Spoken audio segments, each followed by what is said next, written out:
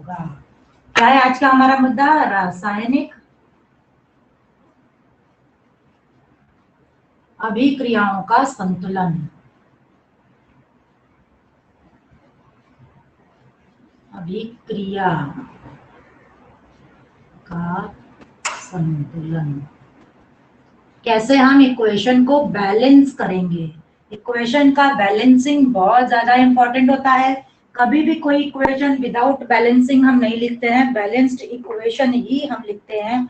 और इसके साथ साथ में वैसे तो यदि द्रव्यमान के स्वरूप में देखें, 9th क्लास में आप लोगों ने एक एक्टिविटी देखी होगी जिसमें ऐसा दिया होगा कि एक शंकु, शंकुआकार पात्र, शंकुआकार पात्र कैसा? ऐसा शंकुआकार पात्र है ना। इस शंकुआकार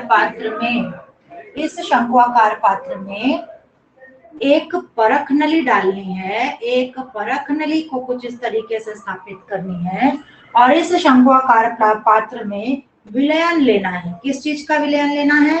विलयन लेना है सोडियम क्लोराइड का विलयन लेना है। सोडियम क्लोराइड का विलयन मतलब सोडियम क्लोराइड को पानी के साथ मिक्स करके वो विलयन को यहाँ पर डालना है। इसके बाद इस परख नली में एक और विलयन लेना है और वो विलयन किस चीज का होगा? इस परख नली में जो विलयन होगा वो विलयन होगा सिल्वर नाइट्रेट का विलयन। किसका? सिल्वर नाइट्रेट GNO3 का विलयन होगा, मतलब कि पानी के साथ मिक्स करके होगा। तो सिल्वर नाइट्रेट का विलयन किसमें है? परख नली में है। और शंकुआकार पात्र में किसका विलयन है?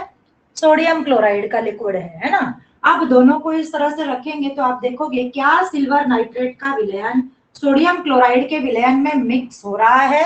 बिल्कुल मिक्स नहीं हो रहा है, क्योंकि ये परख नली में है और ये जो है वो शंकुआकार पात्र में है ना, ये कोनिकल फ्लास्क में है और ये टेस्ट ट्यूब में रखा हुआ है। अब क्या करोगे? अब इसके साथ ही इसको हमको क्या कर देना है? वजन कांटे पर रख देना है। वजन कांटा देखा होगा आप लोगों ने, सभी लोगों ने, जो वजन कांटा डिजिटल आजकल चलता है, तो डिजिटल वजन कांटे के ऊपर रखना है। और वजन कांटे के ऊपर रखने के बाद हमको क्या पता चलता है कि इस विलयन का जो है वो वजन जो है 300 ग्राम पाया गया है। इस पूरे चीजों का जो है वो वजन 300 ग्राम हमको मिलता है। ये एक्टिविटी हमने 9th स्टैंडर्ड में भी की हुई है। अब देखो यहाँ पे वजन किया जा रहा है, किसका? द्रव्यमान देखा जा रहा है। किसका द्रव्यमान देखा जा रहा है? सिल्वर नाइट्रेट के विलयन का और सोडियम क्लोराइड के विलयन का, जो कि दोनों अलग अलग है, जो कि दोनों एक दूसरे से प्रतिक्रिया नहीं किए हैं। ये जो एक परख नली में है और एक शंकुआकार पात्र में है। अब क्या करना है? अब इसी को उठा लेना है शंकुआकार पात्र को उठाकर, क्योंकि ये पूरी तरह से पैक है ना, पैक है तो इसको थोड़ा सा उल्टा पुल्टा कर देना है। तो उल्टा पुल्टा कर दोगे तो क्या हो जाएगा? ये परख नली का सारा लिक्विड कहाँ चला जाएगा? इस सोडियम क्लोराइड में। परख नली के पास तो ढक्कन नहीं है ना, वो ओपन है ना पूरी तरीके से, तो जब हम थोड़ा सा उसको हिला डुला देंगे, क्योंकि वो लिक्विड है, तो हिला डुला देंगे तो ये लिक्विड कहाँ गिर जाएगा? इस सोडियम क्लोराइड के भीतर गिर जाएगा। और जब सोडियम क्लोराइड के भीतर गिर जाएगा तो सोडियम क्लोराइड के साथ सिल्वर नाइट्रेट क्या करने लगेगा? प्रतिक्रिया करने लगेगा। सोडियम क्लोराइड के साथ सिल्वर नाइट्रेट जो है वो प्रतिक्रिया करने लगेगा और उसके बाद समीकरण आपका कंप्लीट होगा, जो NaNO3 बनाएगा और सिल्वर को इस तरीके से, सिल्वर के साथ कौन आ जाएगा? Silver chloride. ठीक है, तो सिल्वर क्लोराइड और सोडियम नाइट्रेट बन जाएगा। यानी कि आप देखोगे हर एक परमाणु, हर एक वही परमाणु, जैसे कल मैंने आपको बताया था जब उत्प्रेरक पढ़ रहे थे हम, कि रासायनिक अभिक्रिया जब होती है तो अभिकारी पदार्थ में जो जो परमाणु होते हैं वही वही जो है इस जो जो तत्व इस अभिकारी पदार्थ में पाए जाते हैं, सेम टू सेम तत्व इस उत्पाद में भी होंगे, लेकिन इनका कॉम्बिनेशन जो है वो चेंज हो जाएगा। जैसे ये सोडियम के साथ क्लोरीन था तो और सिल्वर के साथ नाइट्रेट था, तो यहाँ पे सिल्वर के साथ सोडियम के साथ नाइट्रेट आ गया और सिल्वर के साथ क्लोरीन आ गया, है ना। लेकिन यही चारों तत्व है, sodium, chlorine, silver, nitrogen, oxygen, यही सारे तत्वों का कॉम्बिनेशन इस उत्पाद में भी पाया जाएगा। तो भले ही वो कॉम्बिनेशन चेंज हो जाएगा, क्योंकि रासायनिक अभिक्रियाएं हुई हैं, तो कॉम्बिनेशन चेंज होकर क्या बन रहा है रासायनिक अभिक्रिया में? सोडियम नाइट्रेट और सिल्वर क्लोराइड बन रहा है। अब जब इस स्थिति में रासायनिक अभिक्रिया हो गई और इस स्थिति मतलब उल्टा पुल्टा करके रासायनिक अभिक्रिया हो गई, जो अब तक सिल्वर सोडियम क्लोराइड था और सिल्वर नाइट्रेट था, अब वो कन्वर्ट हो चुका है, प्रतिक्रिया हो चुकी है, किसमें बदल चुका है वो, सिल्वर सोडियम नाइट्रेट और सिल्वर क्लोराइड में बदल चुका है। और ये प्रतिक्रिया होने के बाद भी अगर आप इसका वजन करेंगे तो भी ये वजन जो है वो 300 ग्राम ही होता है। कहने का मतलब, इस एक्टिविटी के कहने का मतलब क्या है, इस एक्टिविटी के कहने का मतलब ये है कि आप चाहे किसी भी रासायनिक अभिक्रिया के पहले इन वस्तुओं का आप द्रव्यमान निकाल लो और रासायनिक अभिक्रिया के बाद इन तत्वों के इन यौगिकों का द्रव्यमान निकालोगे तो वो चीजें जो है वो समान होती हैं, वो बदलती नहीं है। तो ये तो बात रही परमाणु द्रव्यमानों की स्थिति में, ठीक है ना, मतलब इसका वजन जितना है उसका वजन भी उतना ही होगा। इस तरफ जो बैलेंस्ड है ये चीजें वो दोनों एक दूसरे के साथ बैलेंस्ड रहेंगी, पूरी तरह संतुलन में रहेंगी, द्रव्यमान में जरा भी आगे पीछे होगा नहीं। लेकिन यदि हम रासायनिक अभिक्रिया के प्रत्येक परमाणुओं की बैलेंसिंग करें तब क्या होगा वो हमको अगले मुद्दे में देखना है। तो यहाँ पे हमने द्रव्यमानों को बैलेंस किया, द्रव्यमान जो था वो अभिकारी पदार्थ का सेम था और उत्पाद का दोनों का सेम था। लेकिन अब हमको देखना है क्या अभिकारी पदार्थ में जो सोडियम का परमाणु है उतना ही परमाणु जो है वो उत्पाद में भी है, जो क्लोरीन के जितने परमाणु हैं उतने ही इधर भी हैं, सिल्वर के जितने हैं उतने भी इधर है। मतलब अब परमाणुओं की संख्या का संतुलन हमको करना है, ठीक है, परमाणुओं की संख्या का संतुलन करना है, ठीक है। तो देखते हैं,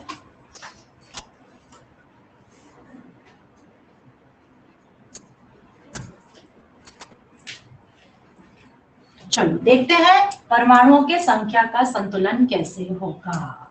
अब एक इक्वेशन ले रही हूं मैं, एक समीकरण जो आपकी टेक्स्ट बुक में दिया गया है, और वो समीकरण है कि सोडियम हाइड्रोक्साइड, देख लेते हैं हम लोग, सोडियम हाइड्रोक्साइड NaOH जो है H2SO4 के साथ प्रतिक्रिया करता है।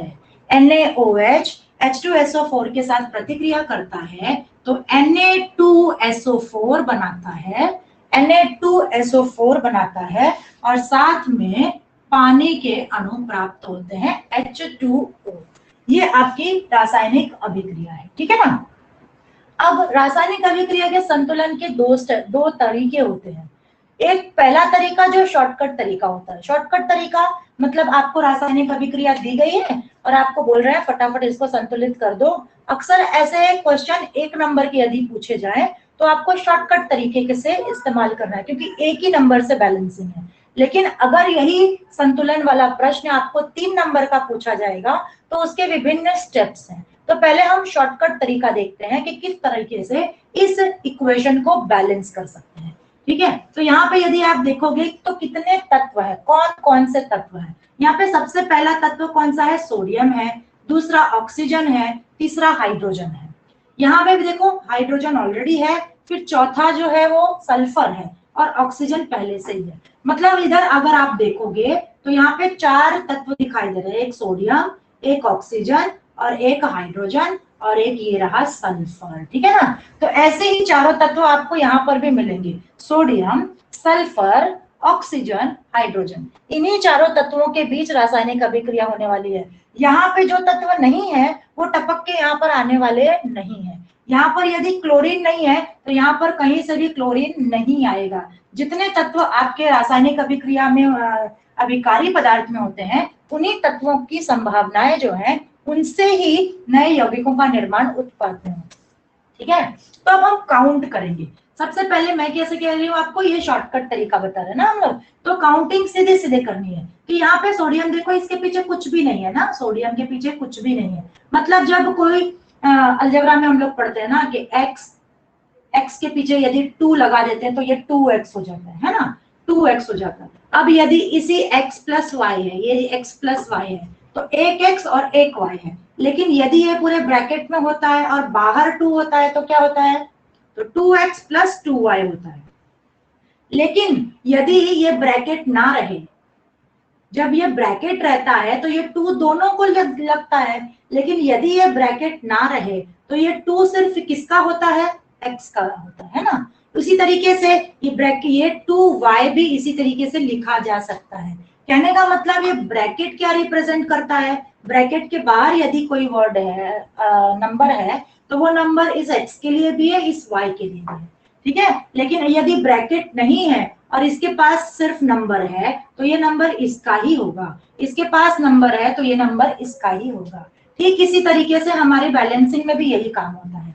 यदि किसी तत्व के पूरे इस यौगिक के पीछे, ठीक है ना, यौगिक के पीछे ये देखो, जैसे ये पूरा बड़ा 2NaOH लिखा हुआ है, 2NaOH लिखा हुआ है, तो ये 2 इस Na के लिए भी होगा, ये 2 इस O के लिए भी होगा और ये 2 इस H के लिए भी होगा।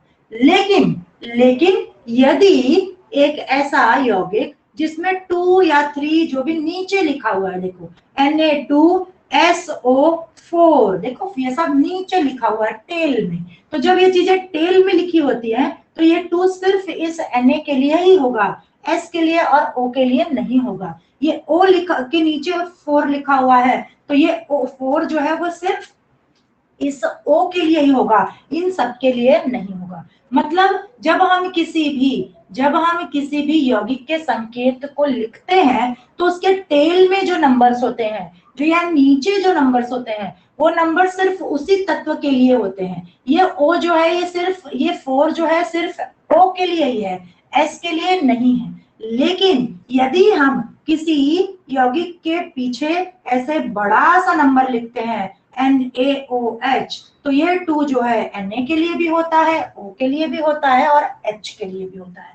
तो बातें समझ में आ रही होंगी आपको कि नंबर्स कैसे यहाँ पे दिए गए हैं और ये नंबर्स कैसे हमको काउंट करने हैं, ठीक है। और ये नंबर्स हमेशा कैसे होते हैं, पूर्णांक होते हैं। कहीं ऐसा नहीं रहेगा कि हाफ NaOH, ऐसा नहीं होगा। क्या होगा, या तो कुछ भी नहीं होगा, और जब कुछ भी नहीं है तो मतलब 1 है, फिर या तो 2 होगा या तो 3 होगा। ऐसे पूर्णांक की संख्याएं ही इन टेल्स में और ये नंबर्स के स्वरूप में होती है, ठीक है ना। तो पूर्णांक संख्याओं का ही इस्तेमाल होता है। अब जबकि इस यौगिक के पीछे कुछ भी नहीं है, मतलब 1 है, तो 1 Na के लिए भी है, 1 O के लिए भी है, 1 H के लिए भी है। तो यहाँ पे कितना N है, 1 N है। अब पूरा Na यहाँ पर आप अभिकारी पदार्थ में खोज डालो, और कहीं Na है क्या, नहीं है। तो हमने क्या देखा, Na 1 ही है। अब यहाँ पर चलो देखो, यहाँ पर देखते हैं तो Na यहाँ पे 2 दिखाई दे रहा है, मतलब 2 Na है,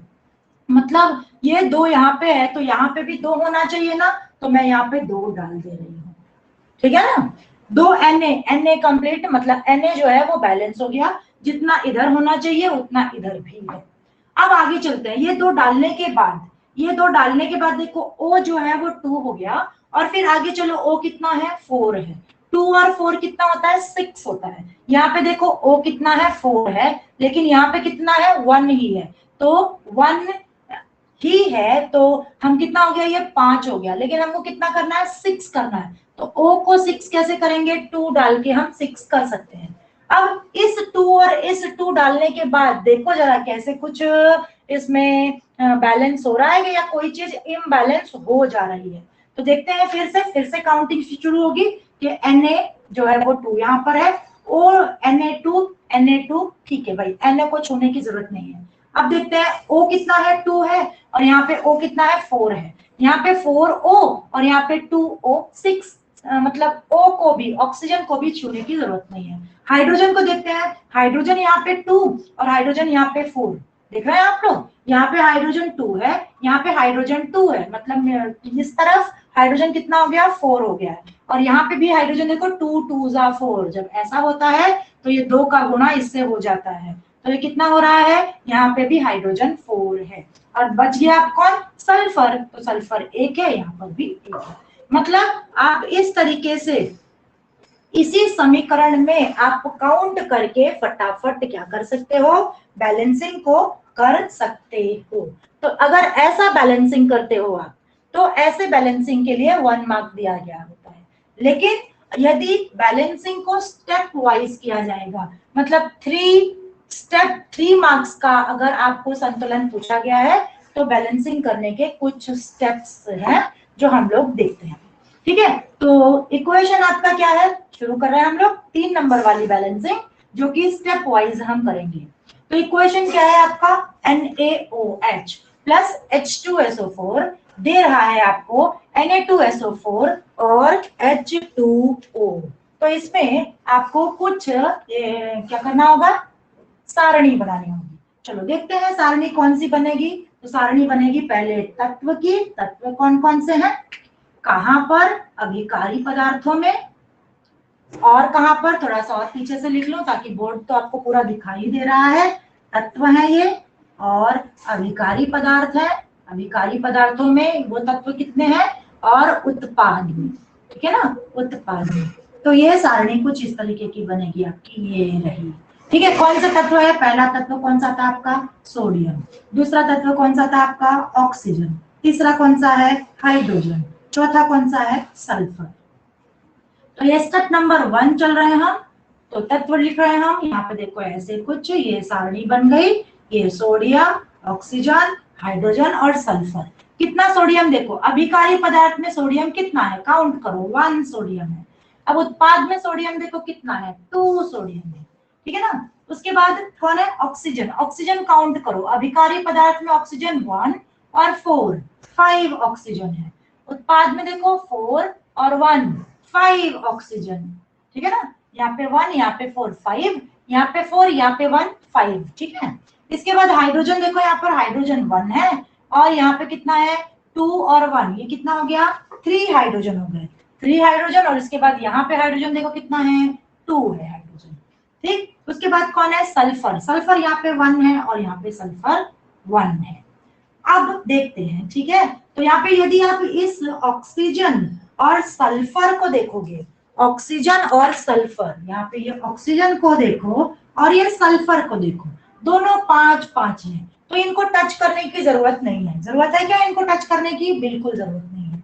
तो हम शुरू करते हैं। कौन गड़बड़ है, सोडियम गड़बड़ है। ये सोडियम में बैलेंस नहीं है, 1 है और 2 है। और कौन गड़बड़ है, हाइड्रोजन गड़बड़ है, ठीक है ना। तो हम पहले देखते हैं अगला हमारा सारणी क्या बनेगा। देखो अगली सारणी कुछ इस तरीके से बनेगी और अगली सारणी बनेगी कौन, सोडियम की संख्या। सोडियम की संख्या, हम किसकी संख्या ले रहे हैं, सोडियम की, क्योंकि गड़बड़ शुरुआत में कौन है, सोडियम है। सोडियम की संख्या कहाँ, सोडियम की संख्या अभिकारी में और उत्पाद में, ठीक है ना। सोडियम की संख्या कहाँ, अभिकारी और उत्पाद में। कब, शुरुआत में, मतलब जब बैलेंस नहीं किया गया है, शुरुआत में। और कब, संतुलन के बाद, ठीक है ना। शुरुआत में कैसा है और संतुलन के बाद कैसा होगा। तो सोडियम की संख्या अभिकारी में कितनी थी, 1 थी। उत्पाद में कितनी है, 2 है, ठीक है ना। उत्पाद में कितनी है, 2 है।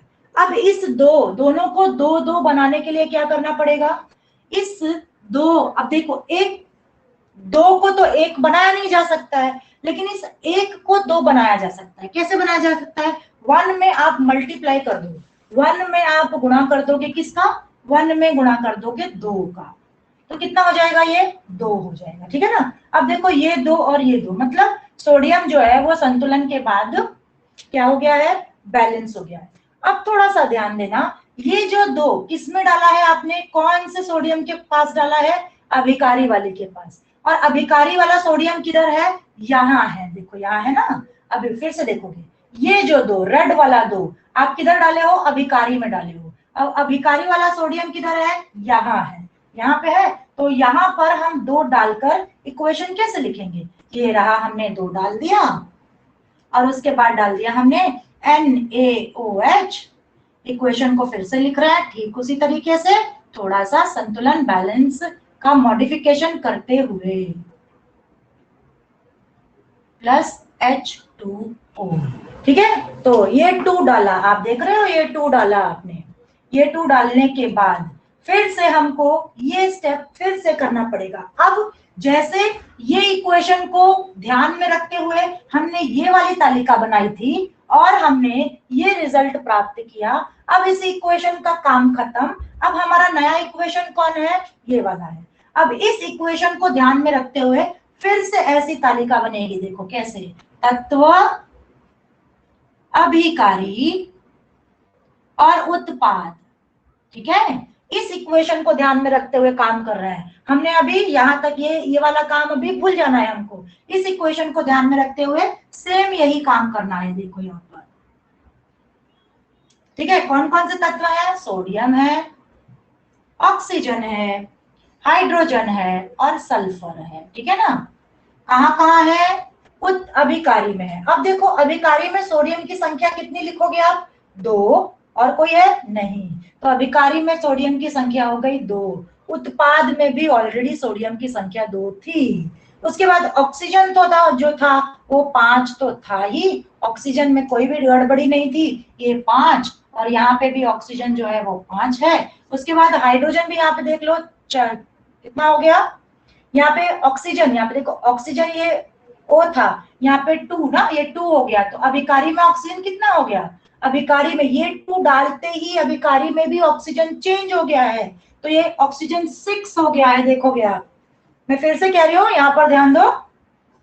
2Na तो था, चलो प्रॉपर था, लेकिन पहले जो ऑक्सीजन बैलेंस्ड हुआ करता था, वो ऑक्सीजन अब इम्बैलेंस हो गया है, 6 हो गया है ऑक्सीजन। ठीक है, 2 ऑक्सीजन और 4 ऑक्सीजन 6 हो गया है, लेकिन यहाँ पे ऑक्सीजन 5 ही है। अगर दिखाई दे रहा होगा तो देख लो, यहाँ पे 4 और 1 5 ही है ऑक्सीजन। तो ऑक्सीजन पूरी तरह से इम्बैलेंस हो गया है। ठीक है, बाद में देखते हैं क्या है। हाइड्रोजन को गिने, हाइड्रोजन ये हो गया 2 और ये 2, कितना हो गया हाइड्रोजन? 4। और यहाँ पे हाइड्रोजन कितना है? 2 ही है। देखो यहाँ पे हाइड्रोजन 2, मतलब ये वाली स्थिति भी पूरी तरह से गड़बड़ है, 4 और 2 वाली स्थिति। ये स्थिति जो थी, ये सोडियम तो पूरी तरह से बैलेंस हो चुका था। अब देखो, गड़बड़ स्थितियां को मैंने रेड में लिखा हुआ है। उसके बाद सल्फर जो है वो 1 है ये। मतलब ये 2 डालने के बाद ये खांचा जो है वो चेंज हो गया, ये वाला स्टेप जो है चेंज हो गया। अब इस सारणी का इस्तेमाल करके कौन इम्बैलेंस है? ज्यादा इम्बैलेंस कौन है? देखो, ऑक्सीजन का एक 5 है, एक 6 है, लेकिन हम हाइड्रोजन को पकड़ते हैं, हाइड्रोजन को पकड़ते हैं और इस खांचे को पूरी तरह से बैलेंस करने की कोशिश करते हैं। तो ये है आपका स्टेप नंबर 2। ध्यान रखो, ये है स्टेप नंबर 2। स्टेप नंबर 1 यहां से लेके फर्स्ट स्टेप, स्टेप नंबर 2 चल रहा है। देखो यहाँ पर ये खांचा लिख लिया हमने। अब फिर से अगली सारणी, और अगली सारणी किसको लेंगे? मैं जैसे पिछली बार मैंने सोडियम की संख्या ली थी, इस बार मेरा मन कर रहा है मैं हाइड्रोजन की संख्या ले रही हूँ। ठीक है ना। तो कौन से? हाइड्रोजन की संख्या। हाइड्रोजन की संख्या कब, किसमें? पहले, हाँ किसमें? तो अभिकारी में। और किसमें? उत्पाद में। कब? शुरुआत में।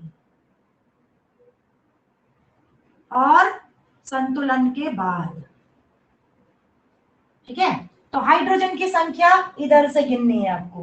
देखो हाइड्रोजन की संख्या कितनी है यहाँ पे? पहले शुरुआत में कितनी है? 4 और 2। ये लिखा 4 और ये लिखा 2। अब बैलेंस करना है, 2 को 4 में बदलेंगे नहीं, भाग देने वाला काम नहीं होता है, हमेशा गुणा करने वाला काम होता है। तो 2 तो ऐसे ही रहेगा, 2 तो जैसा है वैसा ही पड़ा रहेगा, लेकिन 4 बनाने के लिए ये 4 ऐसा ही पड़ा रहेगा, और ये जो इसको करने के लिए क्या करना पड़ेगा? यहाँ पे 2 से गुणा करना पड़ेगा। तो गुणा किस में किया है? देखो, गुणा किस में किया है? उत्पाद में किया है। किसके? कौन से उत्पाद में? हाइड्रोजन जहां पर है उत्पाद में, जहां है ये 2, देखो ये चला चला चला चला चला यहाँ पर लिखाएगा। ठीक है ना। तो इक्वेशन क्या बन जाएगा? ये 2 लिखते ही जरा सोचो तो इक्वेशन बन जाएगा 2NaOH प्लस H2SO4 देगा आपको Na2SO4 प्लस ये वाला 2 गया ना इस हाइड्रोजन के पास, तो यहाँ पे आ जाएगा 2H2O। उम्मीद है समझ में आ रही होगी। ये वाला 2 जो यहाँ पर पहुंचा वो रेड कलर में ये है। ठीक है ना। अब जो पहले इधर नहीं था वो यहां से मैंने यहाँ पे लिया। अब आप इसको गिनना शुरू करो। गिनना मतलब फिर से आपको ये वाली सारणी बनानी है। स्टेप नंबर 3, ये वाली सारणी बनानी है और ये सारणी में सब कुछ बैलेंस होना चाहिए। ये सारणी जो है उसमें सब कुछ बैलेंस हो रहा है क्या? फिर से देखो, तत्व कहां पर? अभिकारी में, उसके बाद उत्पाद में। अब ये सारणी आप कहां से देखोगे? इस वाले इक्वेशन से देखोगे। तो कौन कौन सा तत्व है? सोडियम है, उसके बाद कौन है? ऑक्सीजन है, हाइड्रोजन है, सल्फर है। ठीक है ना? तो सोडियम अब यहाँ पे काउंट करो, कितना सोडियम है? 2 सोडियम है। यहाँ पे कितना सोडियम है? 2 सोडियम है। उसके बाद ऑक्सीजन देखो यहाँ पे कितना है? 2 और 4 6 है। यहाँ पे देखो ऑक्सीजन कितना है? 4, और ये 2 इस ऑक्सीजन के लिए भी यूज होगा, तो 4 और 2 कितना हो गया? 6। ये वाला 4 ऑक्सीजन और ये वाला 2 इसके लिए भी यूज होगा ना, तो ऑक्सीजन यहाँ पे 2 हो गया और ये 4 6 हो गया। उसके बाद हाइड्रोजन देखो यहाँ पे 2 है और ये 2, ये 4 हो गया, और हाइड्रोजन यहाँ पे 2 2 जा 4 हो गया, और सल्फर जो था वो 1 तो है ही। तो यहाँ पे इस सारे सारणी को देखोगे तो इन सभी तत्वों के जितने जितने अभिकारी में परमाणु है उतने उतने ही उत्पाद में है। तो आपका फाइनल इक्वेशन कैसा बनेगा?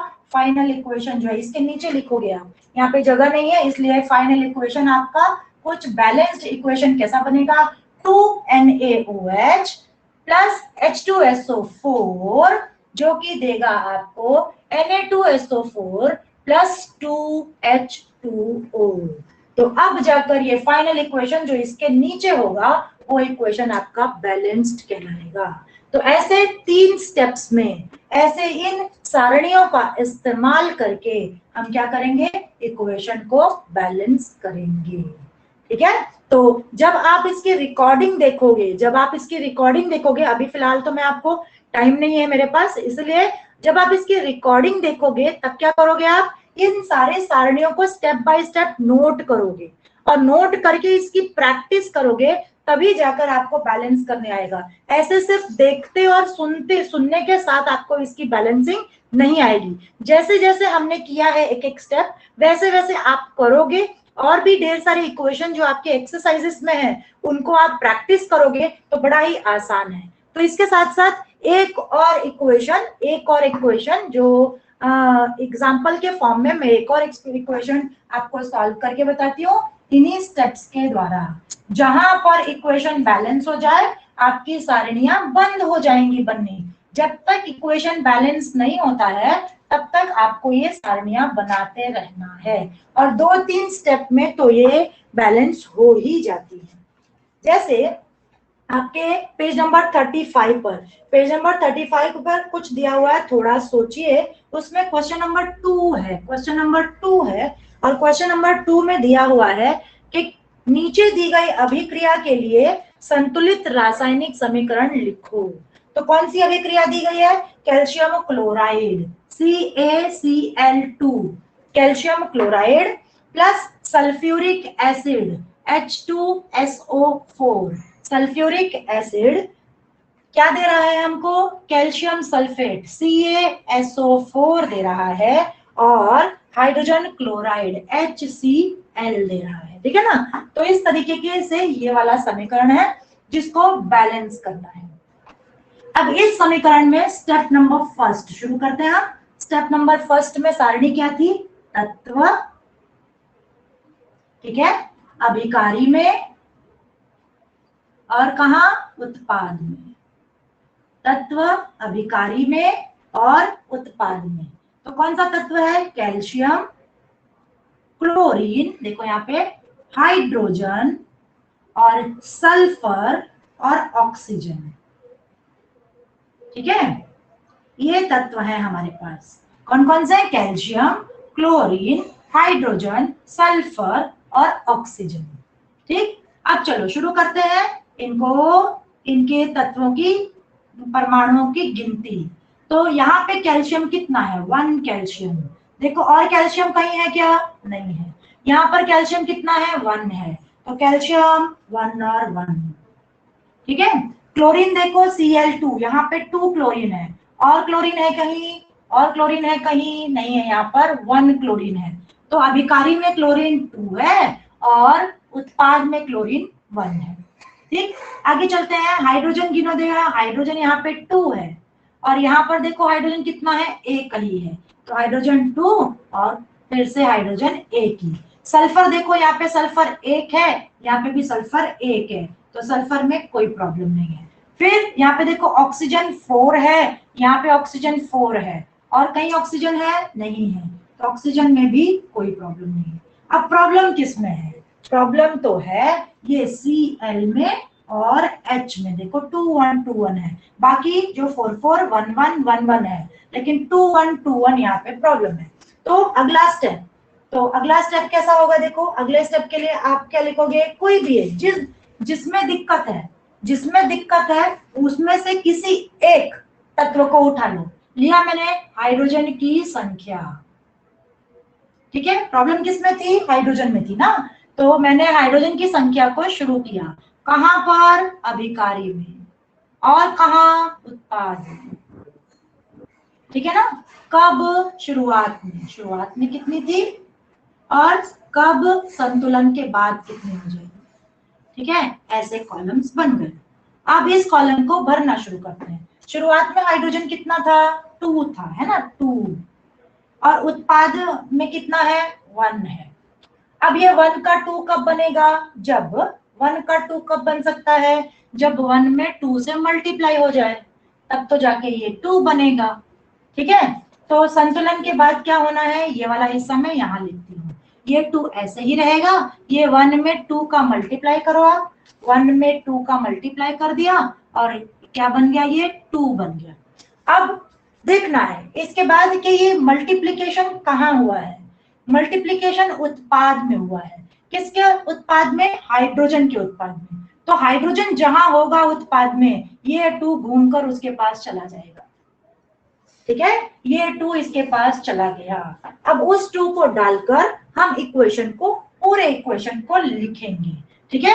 इक्वेशन क्या बनेगा, CaCl2 प्लस H2O SO4 देगा आपको CaSO4 प्लस 2HCl, देखो HCl और ये 2 आ गया रेड वाला 2, ठीक है। अब इसको देखना है, अब इसको बैलेंस है या नहीं, इसको देखने के लिए फिर से हमको क्या करनी पड़ेगी, ऐसी वाली सारणी बनेगी। स्टेप नंबर 2 चलेगा। स्टेप नंबर 2 में हमने क्या बनाना है, इस इक्वेशन को ध्यान में रखते हुए, ये वाली सारणी कौन सी इक्वेशन, इस इक्वेशन को ध्यान में रखते हुए बनी थी। अब ये वाली सारणी जो बनाने जा रही हूँ मैं, इस नए वाले इक्वेशन को ध्यान में रखते हुए बना रही हूँ। तो तत्व, फिर कौन, अभिकारी, और फिर कौन, उत्पाद, ठीक है। कौन से तत्व है, कौन से तत्व है, कैल्शियम है, क्लोरीन है, हाइड्रोजन है, सल्फर है और ऑक्सीजन है, ठीक है, ये 6 तत्व हैं। अब देख लो यहाँ पर कैल्शियम कितना है, देखो भाई यहाँ पर कैल्शियम 1 है, यहाँ पे कैल्शियम कितना है, 1 है, कैल्शियम में कोई दिक्कत नहीं, चलो कैल्शियम, ठीक है। क्लोरीन यहाँ पे 2 है, देखो यहाँ पे क्लोरीन 2 है, यहाँ पे भी देखो ये 2 जाने की वजह से क्लोरीन जो है वो 2 हो चुका है, तो ये क्लोरीन अभिकारी में 2 तो था ही, अब उत्पाद में भी 2 हो चुका है। इसके बाद हाइड्रोजन देखो यहाँ पर 2 है, अभिकारी में 2 है, लेकिन ये हाइड्रोजन ये 2 इसके पास भी गया, तो यहाँ पे भी जो है वो 2 हो चुका। उसके बाद सल्फर तो 1 1 था ही, ऑक्सीजन भी 4 4 था ही। अब ये सारणी को देखो, यहाँ पे सारे तत्व जितने इधर हैं उतने इधर ही भी हैं। तो आपका फाइनल इक्वेशन यहाँ पर इसके नीचे लिखोगे आप, फाइनल इक्वेशन क्या करते हुए, इस 2 को डालते हुए ये आपका हो जाएगा फाइनल इक्वेशन। मतलब इस स्थिति में ये जो इक्वेशन है वो पूरी तरीके से बैलेंस्ड है, ठीक है। तो इस तरीके से हम इक्वेशन को बैलेंस करते रहेंगे।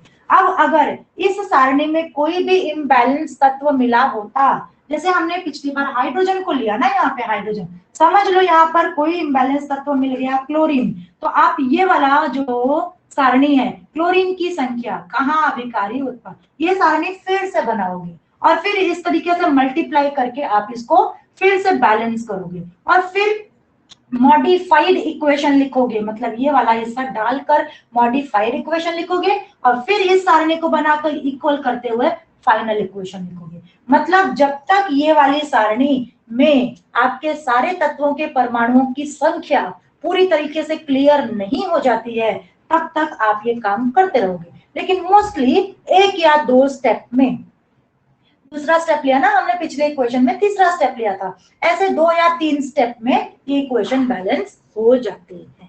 ठीक है, तो इस तरीके से आपको इक्वेशन की बैलेंसिंग प्रैक्टिस करनी होगी। बहुत सारे क्वेश्चंस आपके स्वाध्याय में, यानी कि जो आपकी एक्सरसाइज है पीछे जो आपको लिखना होता है नोटबुक वाली एक्सरसाइज, उसमें बहुत सारे प्रश्न दिए हुए हैं जो आप उससे प्रैक्टिस कर सकते हो। ठीक है, चलो तो ये था आपका क्या, इक्वेशन का बैलेंसिंग। आगे बढ़ जाए, इक्वेशन रासायनिक अभिक्रिया के प्रकार। प्रकार पढ़ने से पहले मुझे लग रहा है कि समय हो चुका है, तो हम अगली क्लास में रासायनिक अभिक्रिया के प्रकार पढ़ेंगे। उम्मीद है आपको ये बैलेंसिंग समझ में आ रही होगी। नहीं समझ आ रही होगी तो आप फिर से वीडियो देखिए और समझने की कोशिश करिए, नहीं तो कल हम लाइव क्लास में अगर आपको कोई दिक्कत होगी तो हम इस पे डिस्कशन कर लेंगे। ठीक है, चलो।